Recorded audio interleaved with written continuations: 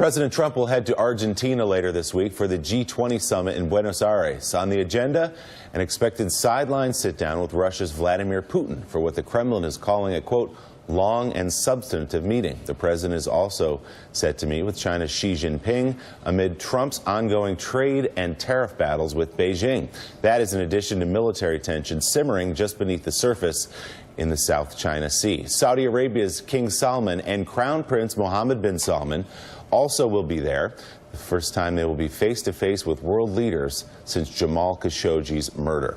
Joining us now, former DOD official and former executive director of the Graham Talent WMD Commission, Dr. Evelyn Farkas. She's a senior fellow at the Atlantic Council and an MSNBC national security analyst. Evelyn, great to see you. Good to be back. Let's do a little viewer's guide of the G20. What are you looking for come this week when President Trump arrives? Well, I would love it if he offered a lot of firm messages to, unfortunately, more than at least two people you mentioned, right? First one, of course, is the Crown Prince, Mohammed bin Salman. He should be giving very strong signals to him that he needs to come clean on what happened with Khashoggi. Didn't he already have the opportunity to do that and passed on it? I know. But, I mean, we have to expect our president to at least carry the water and give firm messages. So that's the first one, right? And we can talk more about that. The second one is Vladimir Putin. I mean, just yesterday, the Russians took unnecessary, aggressive moves. They escalated the situation in the Sea of Azov, blocked off some Ukrainian ships, so freedom of navigation.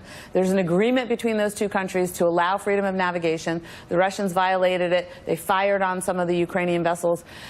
The short version of all this is basically the Russians opened another front on the maritime front, right? Because you know there's already the ongoing war in the eastern part of Ukraine and Donbass. So our president should be telling Vladimir Putin, cut it out. If you don't cut it out, we're going to faster more lethal defensive munitions to the Ukrainians, and we're going to sanction you harder. Both of the steps you just described with bin Salman and with Putin would almost go without saying with any other president, that they would confront both of them on both of those.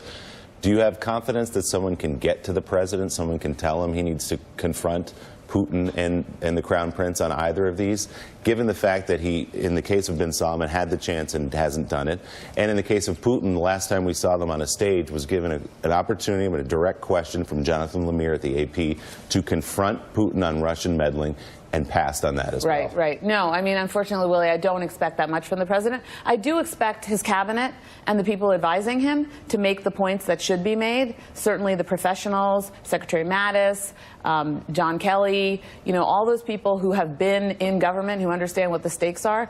They also understand the reality of Congress. I mean, some of those folks, Bolton certainly understands what Congress can do, the power that Congress has to block. The war in Yemen's got to come to an end. That one should be easy for the president, actually, because he claims that he doesn't like war. Right? So that one should be easy. At least he can do that. But there are other things. The Saudis should and probably will not be allowed now to get a nuclear deal from us, a civil nuclear deal from the United States, which is something that wasn't really in the headlines until recently. That should be blocked right now because it looks like it may be part of their attempt to have a nuclear weapons hedge plan, right, against Iran and others. Something we've known that they had kind of in their back pocket, in the back of their brains, but it may be more of a concern for Congress now. Evelyn, Michael Steele's in Washington with a question for you. Sure. Hey, Evelyn. Hi, Michael. Is it your assessment that given this isolationist push by this administration, both politically as well as in terms of its foreign policy and its relationship to these foreign leaders, what are our European allies thinking right now in terms of stepping into this gap that's being created by this administration? Despite the efforts of Mattis and others, the president is the final arbiter, and he doesn't want to play nice. He doesn't want to play with anybody except Putin, primarily. Are allies looking at this and saying, maybe we will emerge and redirect this relationship, this global relationship, as opposed to relying on the United States? Yeah. So, Michael, what we heard about a month ago or less at the anniversary of the World War I commemoration was words to the effect that, yes, we Europeans need to step up. We need to take leadership. We can't wait for the United States. And in fact, if the United States is working counter to our interests, we have to be ready to counter the United States. So President Macron of France, we hear, of course, Angela Merkel said said even before that Germany has to be prepared to defend itself and look out for itself. These two leaders, I think they will step up, but I think their words are a little bit ahead of what they're ready to do. And this probably, what happened yesterday in the Sea of Azov, as I mentioned, between Ukraine and Russia, is a wake-up call to them. Certainly on the issue of Yemen and Saudi Arabia, we've seen already the Germans came out very strongly right away saying, you know, we are not selling any arms to Saudi Arabia anymore, whereas the United States and a couple of other European allies, Spain and others, are still selling arms to Saudi Arabia, so not as clear with regard to consequences. So, but, yeah. Lauren, I'll let you take it Yeah. to Evelyn, but if you look at the case of Saudi Arabia, the president is twisting himself in knots to exonerate the crown prince. The CIA has its assessment, a high-confidence assessment, that the killing of Khashoggi was ordered by the crown prince, but the president says of the CIA assessment, they did not come to a conclusion. They have feelings certain ways, but I have the report. They have not concluded. Nobody's concluded. I don't know if anyone could conclude the crown prince did it.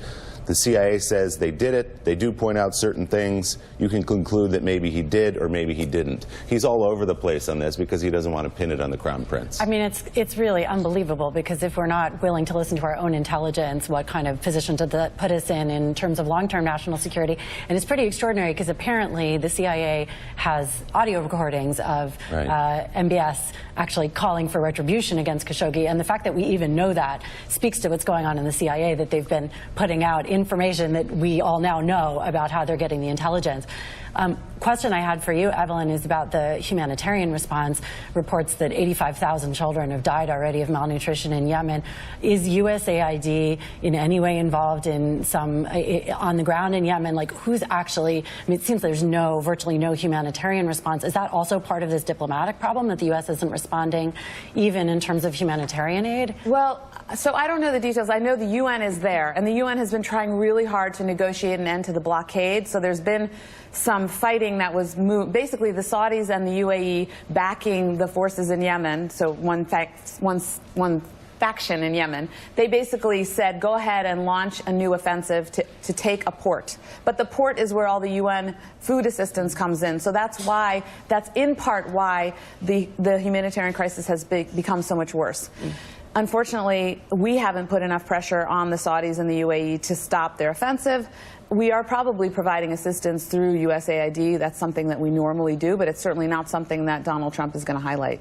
All right, we'll be watching all of it with the president in Buenos Aires this week. Dr. Evelyn Farkas, thanks so much. Great to see you. Good to see you. Coming up.